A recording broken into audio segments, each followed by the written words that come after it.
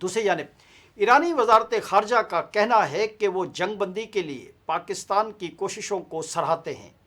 ایرانی سرکاری خبر ایجنسی کے مطابق اسماعیل بقائی نے ایک صحافی کے صدر ڈونلڈ ٹرمپ کے جنگ بندی میں توسیع کرنے کے سوال پر جواب دیے بغیر کہا کہ ایران مشرق وسطی جنگ کے خاتمے اور قیام امن کے لیے پاکستان کی کوششوں کو سراہتا ہے۔